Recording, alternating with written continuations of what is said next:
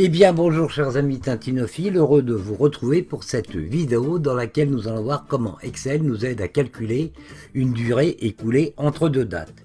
Et pour notre exemple, bien évidemment, vous vous en doutez, nous allons prendre comme événement la durée qui nous sépare d'un événement important, à savoir notre grande réunion tintinesque qui aura lieu le 22 avril 2018. Alors, allons-y.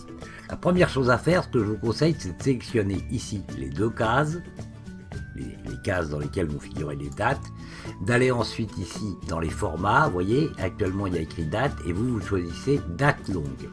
Voilà. Ensuite, vous venez ici, pour le résultat, vous allez dans format, ici, là, et vous choisissez ce qu'il y a, à savoir standard. Bien. Alors, la date de départ, on va dire que c'est aujourd'hui, le 7 août 2017. Alors, vous n'allez pas taper 7 août 2017, vous allez simplement demander à Excel de calculer la date du jour automatiquement. Et pour ce faire, vous allez taper la formule suivante. Donc, vous commencez par dire égal, vous voyez, ici, égal. Vous mettez là, moi j'aime bien me mettre là, et vous tapez aujourd'hui, au jour. Et là, vous voyez, Excel automatiquement vous affiche la formule. Donc, vous faites un double clic gauche, et vous validez avec la touche Entrée. Et voilà, aujourd'hui, Excel vous dit que nous sommes le lundi 7 août 2017. L'utilité de cette formule avec aujourd'hui, c'est que Excel calcule automatiquement la date du jour. Autrement dit, quand vous allez ouvrir votre classeur demain et que nous serons mardi 8 août, Excel vous affichera mardi 8 août. Et mercredi, ce sera mercredi 9 août. Vous n'aurez pas à réactualiser, Excel le fait à votre place. Donc maintenant, la date de fin, donc la date de notre manifestation qui a lieu le 22 avril. Donc on tape 22 04 2018 et on valide par la touche Entrée. Donc voilà, nous sommes le lundi 7 août, l'événement a lieu le dimanche 22 avril 2018. Combien de jours nous reste-t-il? Car ils sont comptés, il y a beaucoup de travail.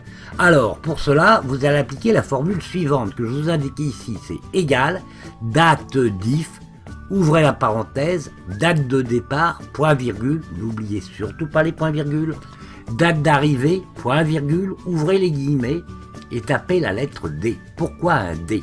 Parce que Excel est un logiciel américain et que pour lui, le jour, ça se dit day, D-A-I, grec. Donc on tape un D. Vous fermez les guillemets et vous fermez la parenthèse et vous validez par entrée. On va le faire. Donc je me mets ici. Ensuite, je tape ma formule dans la barre de formule. Je trouve que c'est plus lisible. Donc je dis égal, date diff. J'ouvre la parenthèse, je vais chercher la date de départ qui est donc le lundi 7 août et qui figure dans la cellule B2, donc je la sélectionne. Vous voyez, elle s'affiche ici. Je fais le point virgule, n'oubliez surtout pas de faire le point virgule. Ensuite, je vais sélectionner la date de fin qui est le dimanche 22 avril et qui est en B3, donc je vais ici, B3.